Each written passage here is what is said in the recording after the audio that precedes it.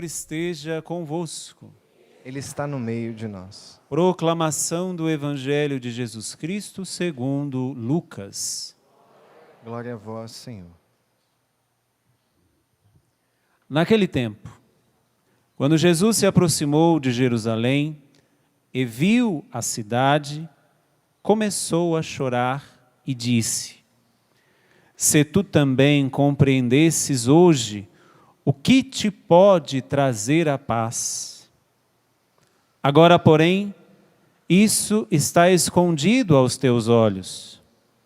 Dias virão em que os inimigos farão trincheiras contra ti e te cercarão de todos os lados.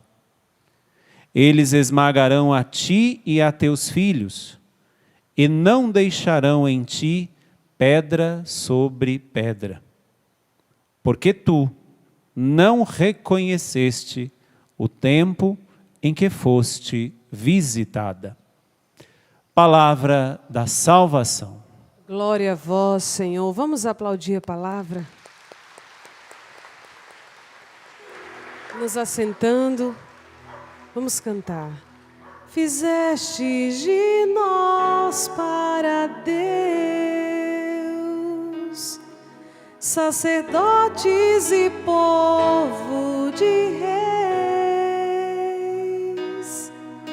Fizeste de nós para Deus,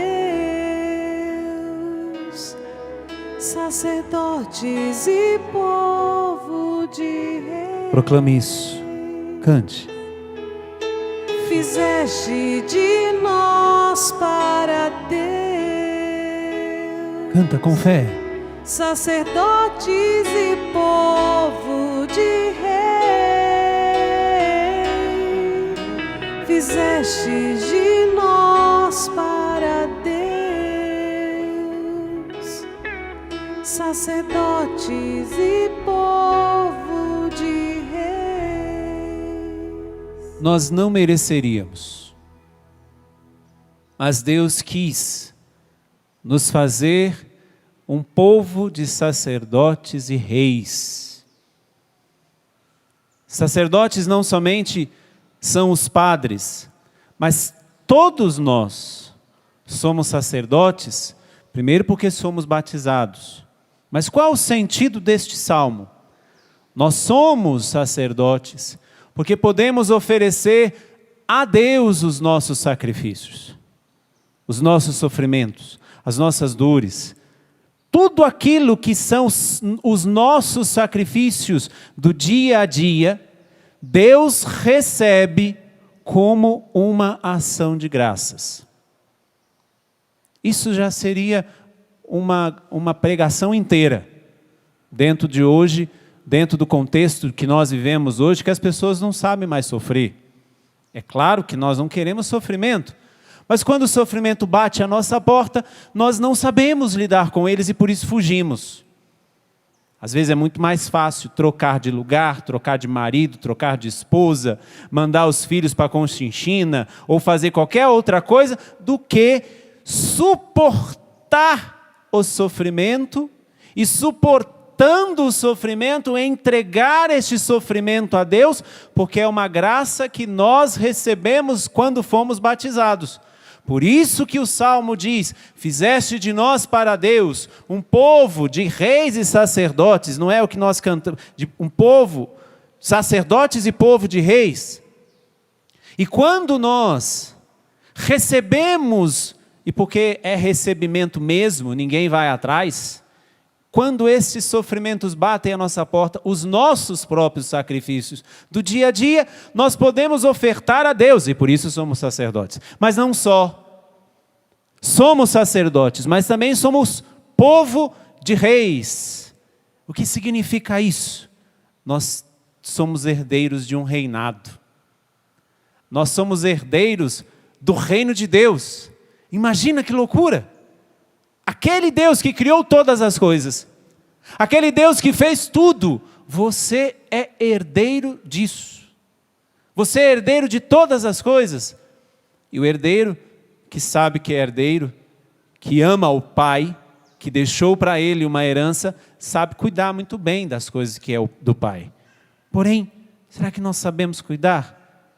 Se sabemos ou não sabemos, nós somos reis, porque somos herdeiros de um reinado. E que reinado? Não um reinadinho qualquer por aí afora. O reinado de Deus. Por isso que a santa que nós celebramos hoje, Santa Isabel da Hungria, ela, mesmo tendo nascido num berço real, porque ela era filha de rei,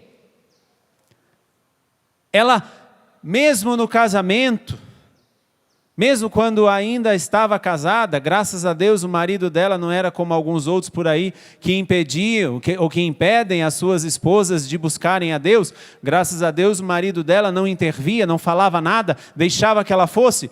Mas ela não podia, enquanto ainda casada, e naquele tempo toda a submissão ao reinado, ao rei, ela não poderia se desfazer das honrarias de rainha para dar aos pobres. Mas aí ela esperou o esposo morrer. Não foi ela que matou o esposo, não. Ela esperou o esposo morrer. E quando o esposo morreu, vai dizer o diretor espiritual dela, que escreve uma carta, dizendo um pouquinho da história, disse que ela pediu ao diretor espiritual que pudesse vender todas as coisas, inclusive os vestidos reais, inclusive as coroas, entregar todas essas coisas para que os pobres pudessem ter uma dignidade. Foi lá, criou um hospital belíssimo, e esse hospital ela mesma cuidava dos pobres. Eu não sei se você gostaria de ser a rainha ou os pobres que receberam os vestidos reais da rainha. Ou se você gostaria de receber as coroas da rainha. Porque Deus nos fez um povo de sacerdotes e reis. Nós podemos ofertar a Ele os nossos sacrifícios, e os nossos sacrifícios entregues a Deus se tornam ação de graças a Deus. Mas não somente somos sacerdotes por isso, mas também nós somos povo de reis, ou seja, Deus nos deu um reinado. Por isso que a Santa Isabel, que nós celebramos hoje, se desfez de todos aqueles reinados, porque ela queria o verdadeiro reinado que não iria passar. Quem nos dá tudo isso? Nós ouvimos na primeira leitura do livro do Apocalipse. Nós estamos quase para terminar o ano litúrgico. Domingo que vem nós celebraremos o último domingo do ano litúrgico, que é diferente do ano civil, porque acabando a próxima semana, no outro domingo, já vamos estar celebrando o primeiro domingo do Advento, o primeiro domingo do ano litúrgico, que vai nos preparar para o fim, ou vai nos preparar para encontrarmos Deus, vai nos preparar para termos essa vinda de Deus certa, que é o que nós esperamos e cremos e queremos que venha.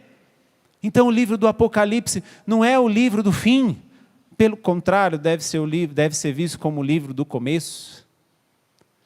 É o fim desta era desta terra, mas é o início da vida eterna, porque quando passarem todas estas coisas deste mundo, aí sim é que começará a nossa vida. Aí sim é que começará a nossa alegria. Aí sim é que começará a nossa paz. Então não é visto somente como o livro do fim. Pelo contrário, deveria ser visto por cada um de nós como o livro do início. Da verdadeira vida, da verdadeira alegria, da verdadeira paz, do verdadeiro reinado, e não mais oferecer os nossos sacrifícios, mas prestar a Deus o nosso culto de louvor, porque é lá no céu que nós faremos isso, não é aqui na terra.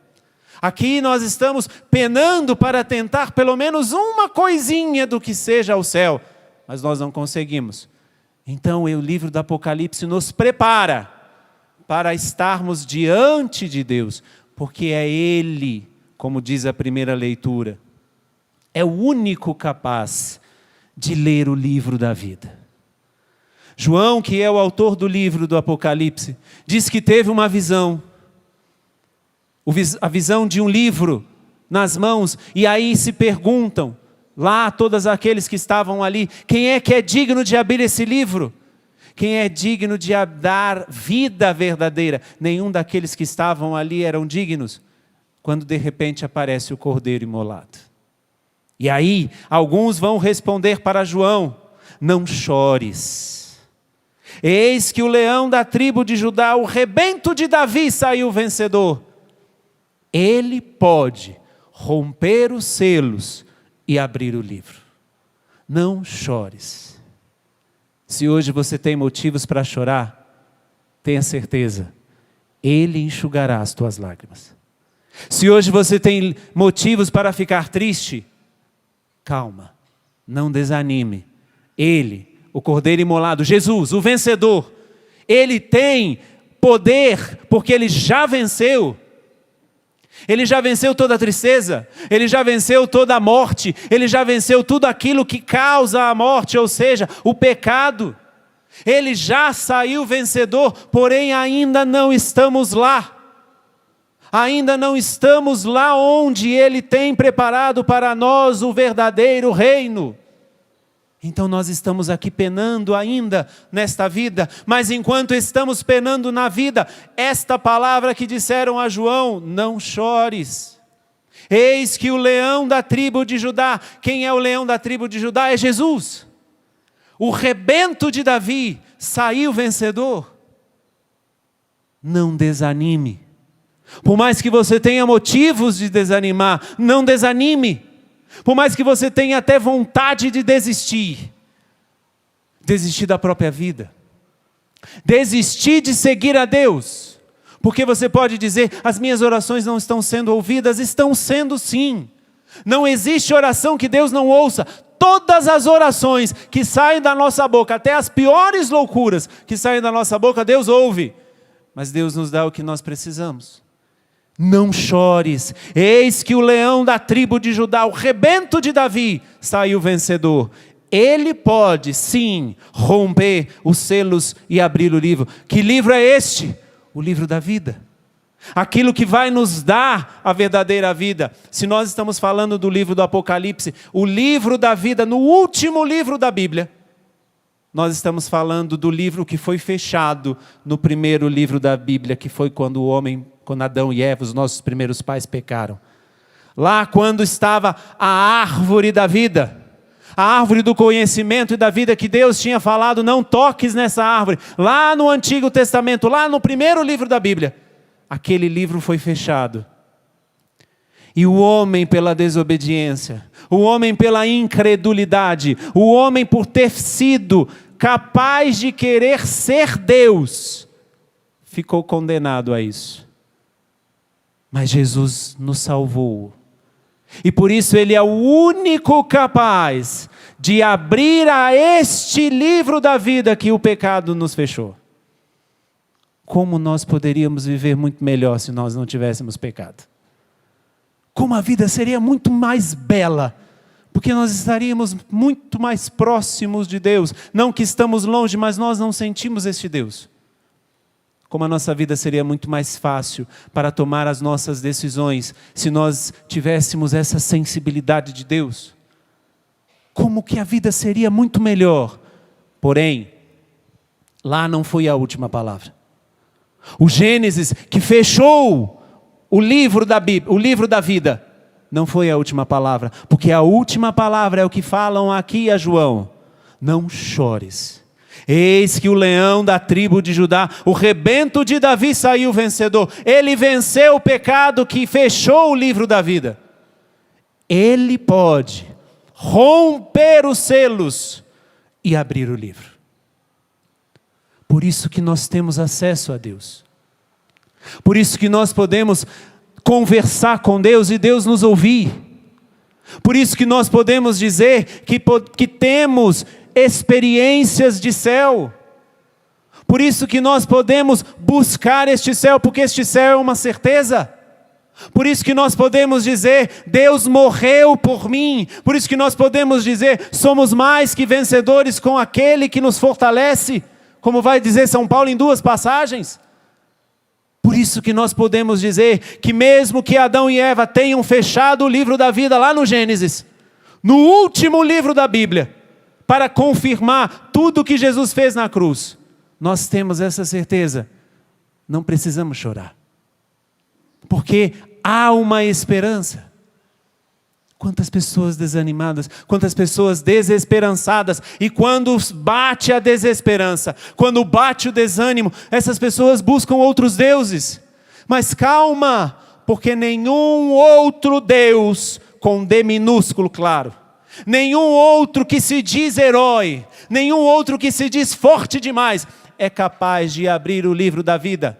Somente quem pode abrir o livro da vida, ou seja, quem pode me restituir a vida que o pecado me tirou, é aquele que venceu.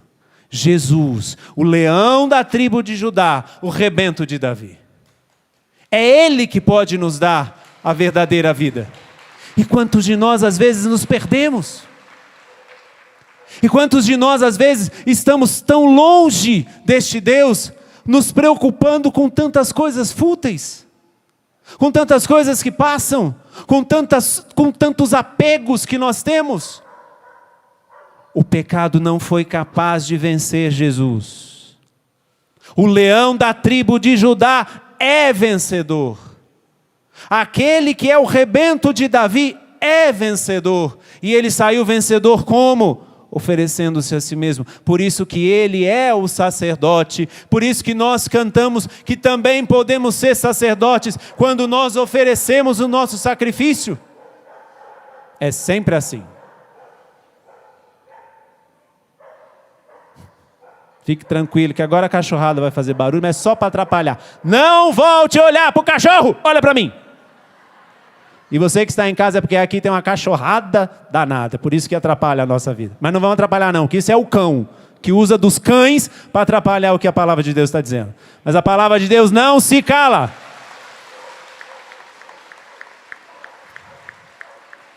Querem calar, mas nós não vamos calar. Deixa que latir. Quem late não morde.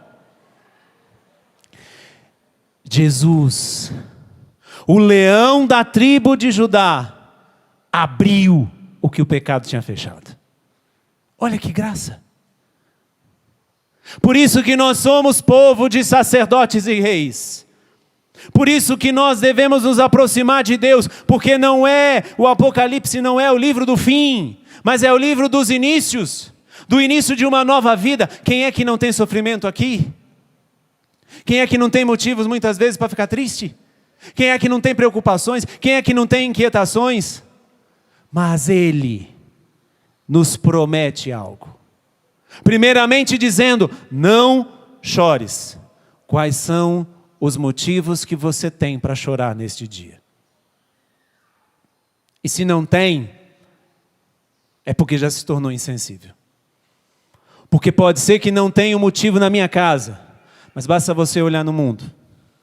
Quantas pessoas se perdendo, quantas pessoas passando fome, quantas pessoas vendendo a própria alma para o diabo, quantas pessoas se vendendo em prazeres da vida, em prostituições e drogas, quantas famílias sendo destruídas. Pode ser que nada disso esteja acontecendo na sua vida, graças a Deus, mas a pessoa que quer ser de Deus, o santo, aquele que quer viver a santidade, só é santo quando consegue chorar ao ver o sofrimento dos outros. Quando eu não estou nem aí para os outros, quando eu estou dando de ombro para os outros, é sinal que eu já estou olhando somente para o meu próprio umbigo. E nós somos chamados a falar, a proclamar, a gritar se necessário for, para estes também, da mesma forma que João ouviu, da mesma forma que nós estamos aqui ouvindo, nós somos chamados a falar para o outro, não chore. Eis que o leão da tribo de Judá, o rebento de Davi saiu vencedor. Se você hoje tem motivos para chorar, ele saiu vencedor. Então se aproxime dele. Se aproxime daquele que vence. Não venda a alma para o diabo, porque vender a alma para o diabo é vender a alma para o derrotado. Senhores satanistas, vender a alma para o diabo é vender a alma para quem já perdeu. Porque aquele que vence, primeiramente não engana ninguém. Se mostra de como ele venceu na cruz. Depois, Ele é vencedor porque Ele é Deus. Ele é o único e verdadeiro Deus. Quem vende a alma para o diabo. Tenho que te dizer, você está cavando a tua própria derrota, aqui e na outra vida. Quem entrega a vida para Deus, sairá vencedor aqui e na outra vida. Para quem você quer entregar a sua vida? Mas tem um grande problema. Nós ouvimos hoje no Evangelho. Da mesma forma que João escuta, não chores. No Evangelho começa dizendo assim: naquele tempo, quando Jesus se aproximou de Jerusalém e viu a cidade, começou a chorar. É engraçado porque nós recebemos a ordem de Deus, essa ordem, essa esperança: não chores porque o leão da tribo de Judá venceu. E ele abre o que lá o Gênesis foi fechado, o livro da vida, a vida em plenitude, a verdadeira vida. Mas esse mesmo Deus que diz não chores, esse mesmo Deus chorou sobre Jerusalém. Por que Jesus chorou? Porque eu e você ainda estamos chorando. Porque eu e você ainda não encontramos o verdadeiro caminho. E ele chorou sobre Jerusalém, porque vai continuar e disse: se tu também compreendestes hoje o que te pode trazer a paz. Depois lá embaixo, porque tu não reconheceste o tempo em que foste visitada. Por que Jesus chora sobre Jerusalém? Se ele falou para João: não chore, João, e com toda a humanidade não chore mais, porque eu já venci. Se você chora é porque você ainda não conheceu a minha vitória, mas ele chora ainda, porque eu e você ainda não conhecemos essa vitória. O leão da tribo de Judá saiu vencedor. Ele venceu e por isso ele é capaz de abrir todos os selos do livro da vida, que foi fechado pelo pecado. Mas ele chora quando eu e você não queremos que ele abra o livro da vida e continuamos no pecado. Preferimos estar lá, em Gênesis, do que estarmos no Apocalipse. Preferimos ficar lá, na vida velha do Gênesis, em busca de sermos Deus, na incredulidade, no orgulho, na vaidade, em tantas outras coisas. E não queremos viver a graça do Apocalipse, que, como eu disse, não é livro do fim, é livro do início. Não é livro que termina nada, é livro que nos dá a graça de começar a verdadeira vida. Que nos dá a graça, que nos prepara para a verdadeira felicidade, que nos dá a verdadeira paz, nos dando esta palavra: não chores, o leão da tribo de Judá venceu. Mas o próprio Jesus chora quando eu e você, como ele vai dizer, não compreendemos esta vitória. E quando é que nós não compreendemos essa vitória? Primeiramente, quando não o reconhecemos como Senhor. Essa é a primeira forma de não compreender Jesus. De não compreender a vitória de Jesus. Para compreender a vitória de Jesus sobre o pecado, a vitória que abre o livro que foi fechado em Gênesis. Veja que eu estou falando do primeiro livro da Bíblia e do último livro da Bíblia. Ou seja, toda a história de salvação do povo de Deus. Quando eu não o reconheço como meu Senhor. E o que é reconhecer Jesus como Senhor? É partir toda a nossa vida de Deus. É ter o olhar de Jesus sobre as coisas. Mas isso é preciso pedir. Isso é preciso exercitar, porque senão nós vamos ser levados de novo para o Gênesis. E Ele quer nos levar para o Apocalipse. E repito, não para o fim, mas para o início. Se Ele venceu, Ele quer nos puxar para a vitória dEle. Mas eu, quando não reconheço Ele como Senhor, eu não me preparo para a vinda dEle.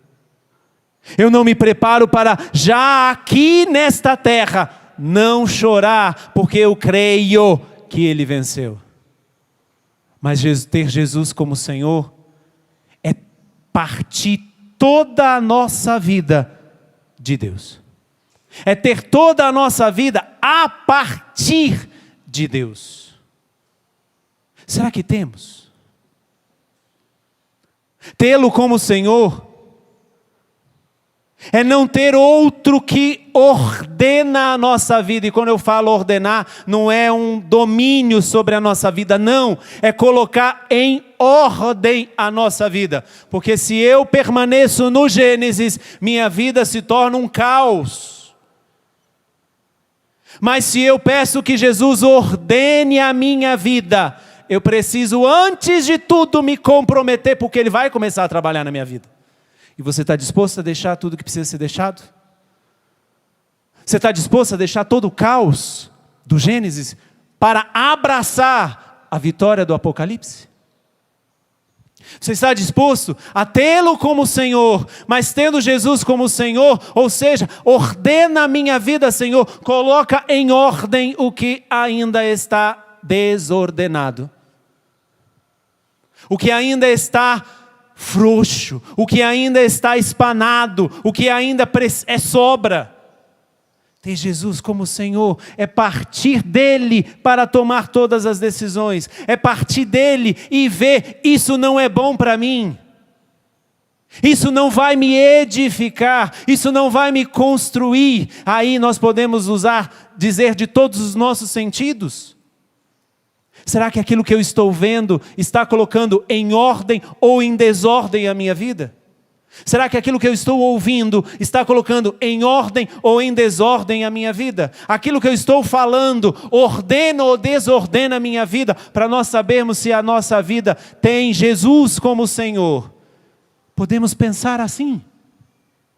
Se temos Jesus como Senhor, é Ele que ordena, que põe ordem na nossa vida. E se é Ele que põe ordem na nossa vida, o que é que eu vejo, escuto, falo, toco, lugares que eu vou, colocam em ordem ou em caos?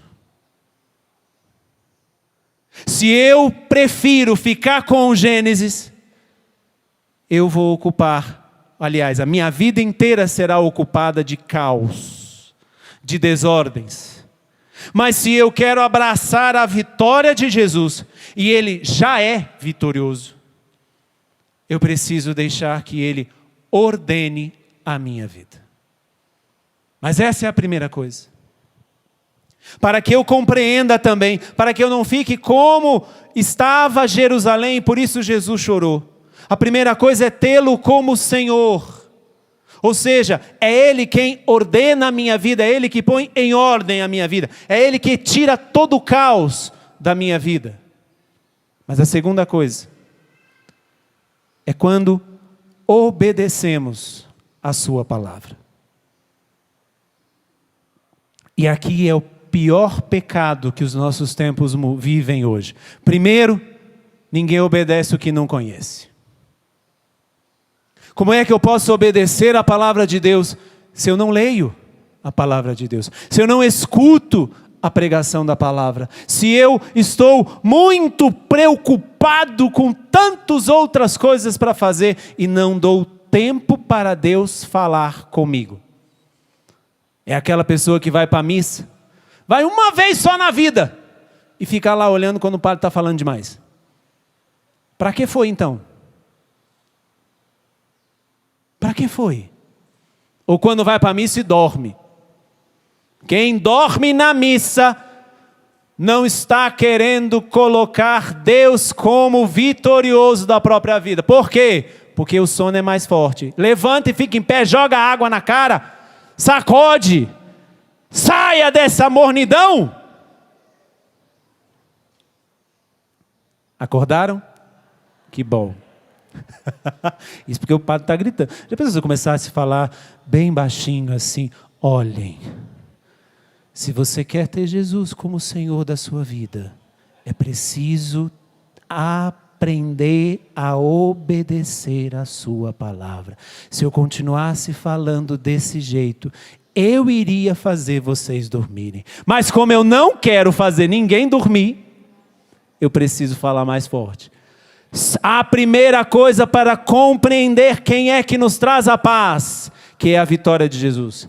Quem é que nos visita, que é a vitória de Jesus. É preciso primeiramente reconhecê-lo como Senhor. Segunda coisa, obedecer a sua palavra. Meus irmãos, o que é confiar em Deus? É crer e obedecer a Ele. Mas como é que eu vou obedecer a Deus se eu não sei o que é que Ele está me pedindo na sua palavra? Se eu não sei o que é que Ele fala a mim? Por isso que nós vamos tendo várias revelações particulares.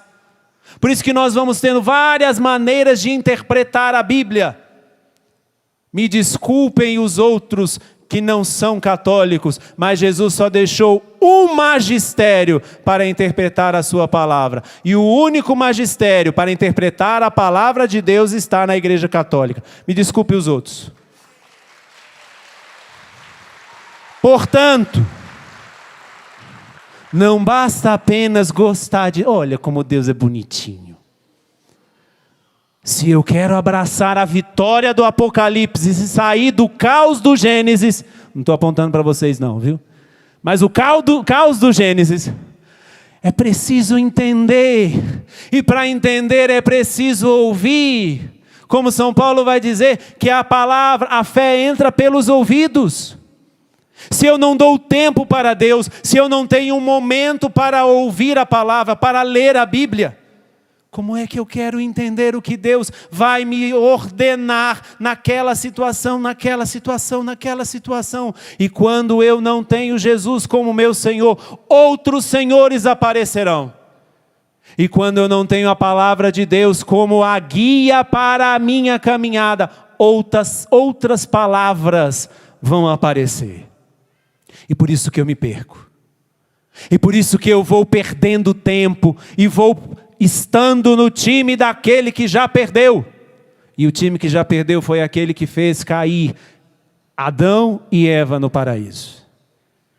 Mas aquele que venceu, o leão da tribo de Judá, esse é Senhor, porque Ele é o único que pode nos dar a vida.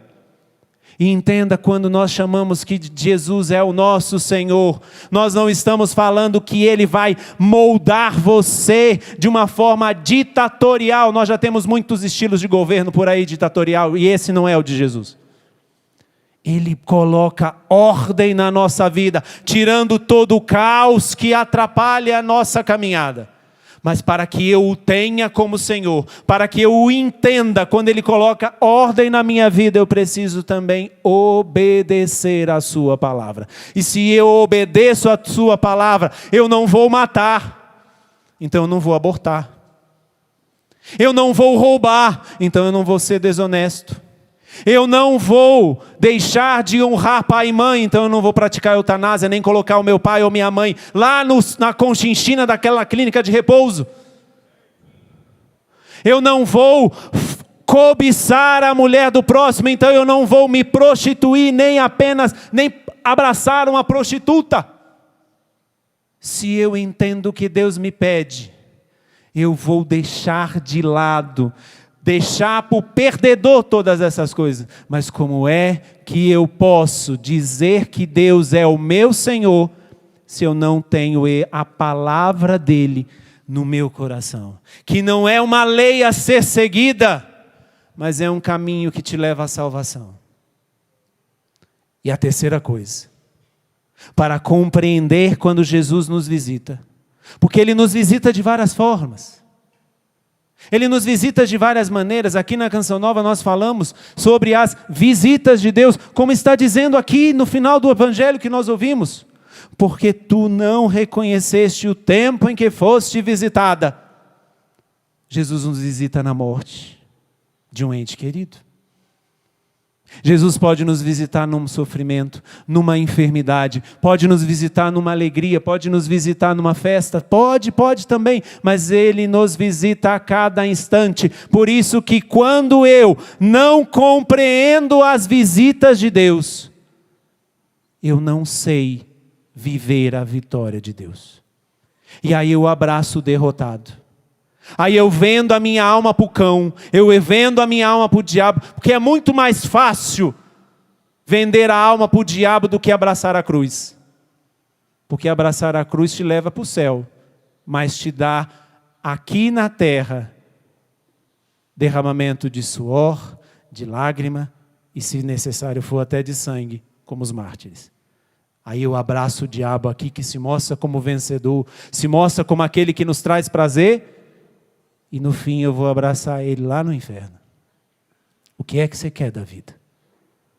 A terceira e última coisa para compreender, quando somos visitados. A primeira, acolher Jesus como Senhor. Ele venceu, e por isso é Ele que coloca em ordem a nossa vida. A segunda coisa, obedecer a sua palavra. Mas para que eu obedeça, eu preciso entender, e para entender eu preciso escutar, preciso conhecer. A terceira é adotar o estilo de vida de Jesus. Seria muito difícil para nós, se nós tivéssemos nascido no Antigo Testamento e adotar o estilo de vida de Deus. Porque o estilo de vida de Deus no Antigo Testamento eram as tábuas da lei, que tinham ali 10 mandamentos. Era muito difícil adotar aquele estilo de vida, porque nunca se tinha visto ninguém viver aquilo, e de repente eles tinham que viver aquilo. Ok, alguns vivem ainda hoje, sim, mas é muito difícil. Mas nós não temos apenas as tábuas da lei. Nós temos Ele mesmo que se encarnou. E Ele se encarnando, Ele sendo gente como nós somos, Ele nos mostrou que é possível viver na pobreza evangélica, na obediência até o fim, na obediência até a morte, morte de cruz se necessário for. Ele nos mostrou que é possível viver a castidade, viver a pobreza, aliás, viver a pureza. Ele nos mostrou que é possível. O estilo de vida de Jesus, de não discriminar, de não ser indiferente com ninguém, de acolher a todos. O estilo de vida de Jesus, de estar com todos. O estilo de vida de Jesus, de perdoar. O estilo de vida de Jesus, se alguém te der um tapa na face direita, dá a ele a face esquerda. Por isso que quando, nos nossos tempos, nós não temos mais esta clareza de quem vence é o Jesus, nós ignoramos ao Senhor. Porque senão ficamos somente numa doutrina. Ficamos somente numa doutrina, e que é somente lei pela lei. Entenda, você não segue uma lei, você segue uma pessoa. E essa pessoa já venceu. Por isso você não precisa chorar. Por isso você não precisa ficar na lamúria. Sim, temos motivos para isso, temos. Mas não vamos ficar ali, porque Ele já venceu. Mas para que eu entenda quando é que Ele me visita, e possa proclamar, inclusive nas visitas mais difíceis dEle, por exemplo, numa morte, é preciso tê-lo como Senhor, para não buscar outros senhores. É preciso ter a sua palavra como centro da nossa vida, como luz que ilumina os nossos passos, para não buscarmos outras doutrinas. Porque tem muita gente oferecendo doutrina por aí afora, inclusive falando que é de Deus. Quando Ele nos visita, é preciso ter o estilo de vida de Jesus, para saber como reagir. Meu Deus, como nós precisamos hoje ter o estilo de vida de Jesus. Como é difícil ter o estilo de vida de Jesus nesses tempos, é coisa que ficou lá para trás. Isso é sinal de uma pessoa que não conhece a palavra de Deus e que não tem Jesus como Senhor. Perceba que é uma coisa que liga a outra. Se você quer abraçar a vitória do Gênesis, do Apocalipse na sua vida, é preciso compreender quando é que Jesus nos visita. Ele nos visita em todos os momentos. Mas eu só compreendo que é uma vitória de Jesus, que é uma visita de Jesus, se eu o tiver como Senhor, se eu obedecer à palavra dele e se eu tiver o mesmo estilo de vida de Jesus. O Senhor está te visitando hoje. A vitória do Apocalipse está te visitando hoje. Saia do Gênesis. O Gênesis fechou o livro da vida. E por isso nós estávamos condenados à morte. Vamos ficar em pé. Feche um pouquinho os teus olhos.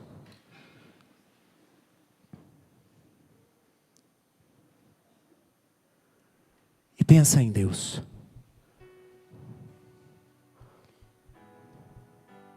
Pensa na sua vida e saiba, Ele já venceu. Amém, Jesus. Obrigado, Senhor. Ele já venceu tudo. Ele já venceu toda a morte, Ele já venceu toda a dor, Ele já venceu todo o sofrimento. Ou seja, passaremos por todas essas coisas, mas nenhuma delas será capaz de nos tirar a vitória do Apocalipse, se abraçarmos a vitória do Apocalipse. Se estivermos abraçados à derrota de Gênesis, nós seremos derrotados pela morte. Seremos derrotados pela dor. Seremos derrotados pela enfermidade. Seremos derrotados pelos sofrimentos. Abrace a vitória de Jesus. Ele venceu. Bata no seu peito e diga: Ele venceu na minha vida. Ele venceu na minha vida. Ele é vitorioso na minha vida. Ele é vitorioso na minha vida. O diabo é derrotado. O diabo é derrotado. E por isso eu não vendo a minha alma a Ele. Por isso eu não vendo a minha alma a Ele. E eu renuncio nesta missa Eu renuncio nesta missa a tudo aquilo que eu possa ter feito, tudo aquilo que eu possa ter feito. que vendeu a minha alma ao diabo. Vendeu a minha alma ao diabo. Eu fui lavado com o sangue do Cordeiro. Eu fui lavado com o sangue do Cordeiro. Jesus me devolveu a vida. Jesus me devolveu a vida. Mesmo que eu passe por este vale de lágrimas, Mesmo que eu passe por este vale, nesta vida aqui, nesta vida aqui, Ele venceu e me espera, me espera. porque eu sou dele Porque eu sou e dele. Ele é o meu Senhor. Ele é o meu Senhor. Dai-me, Senhor, a graça Dá-me, Senhor, a graça de viver a Tua palavra, de viver a Tua palavra, de obedecer a Tua palavra. de obedecer a Tua palavra. Dai-me, Senhor, a graça Dá-me, Senhor, a de graça ter o Teu estilo de vida de ter o Teu estilo de vida e tirar da minha vida e tirar da minha vida tudo aquilo que não te pertence, tudo aquilo que não te pertence, tudo aquilo que é um estilo de vida diferente, tudo aquilo que é um estilo de vida porque eu diferente. quero te ter, Jesus, Porque eu quero te ter, Jesus, como meu único Senhor, como meu meu único Senhor, vitorioso, vitorioso, glorioso, glorioso, ressuscitado. ressuscitado. Eis-me aqui, Senhor, Eis-me aqui, para Senhor, contigo para contigo também ser vitorioso. também ser vitorioso. Erga o seu braço e eleve agora. Coloque Jesus acima de todo, de tudo, de todos, de tudo aquilo que nós muitas vezes colocamos como senhores da nossa vida. E vamos cantar. Acima de todo nome, Tu és o Senhor, Jesus, Jesus. Canta mais uma vez, acima de todo nome. Acima de todo nome, Tu és o Senhor, Jesus, Jesus. Acima de todo nome, Tu és meu Senhor. Canta. de todo nome, tu és meu Senhor. Jesus, Jesus, mais uma vez canta. Acima de todo nome, tu és meu Senhor. Jesus, Só todos vocês. Você canta. Acima. acima de tu és o Senhor. Mais uma vez. Acima. Cante. Jesus, Acima. acima de tu és o Senhor. Qual o nome? Jesus. Louvado seja nosso Senhor Jesus Cristo. Para sempre seja louvado.